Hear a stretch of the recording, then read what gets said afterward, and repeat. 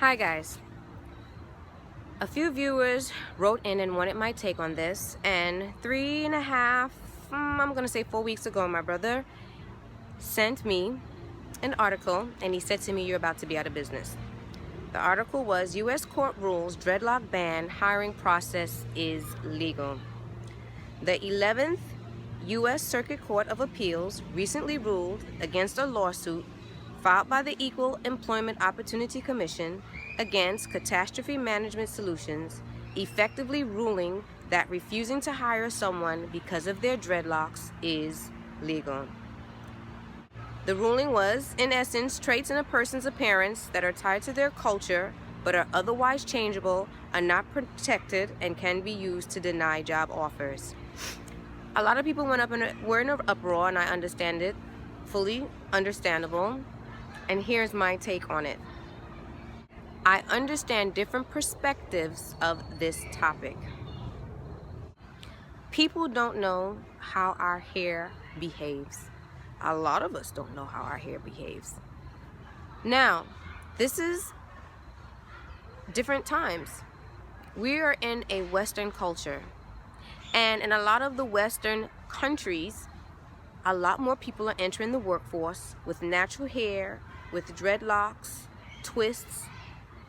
They are showing more of their expression of who they are, and their employers don't know what to make of it. In all honesty, a lot of us have covered up, camouflaged, either through chemicals or different things, our hair. So sometimes it can come across as being defiant.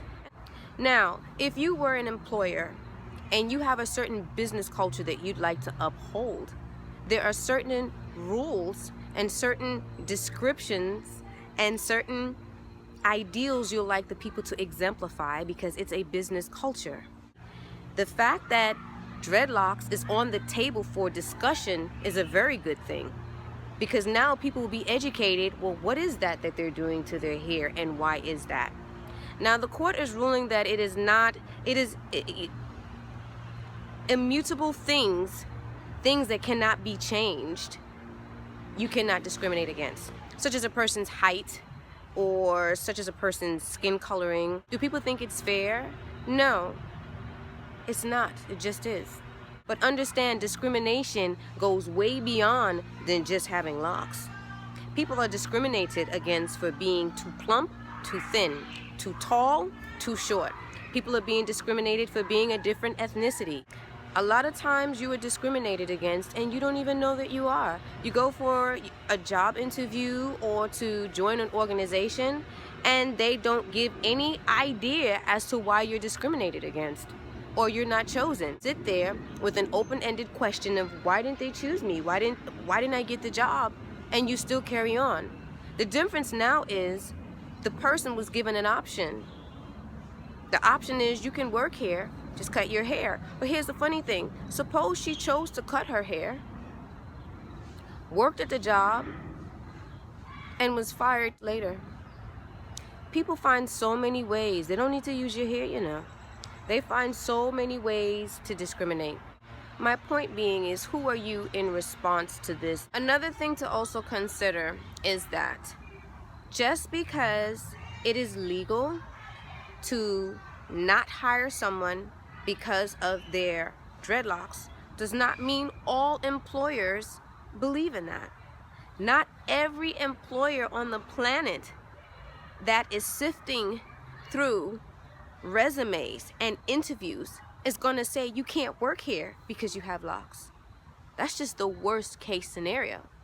The fact that locks is on the table for discussion is a beautiful thing, because now people are being educated as what our hair really does. If it is not manipulated, chemicals applied, or camouflaged with things, weaves, extensions, braids, or anything of that matter, our hair will lock.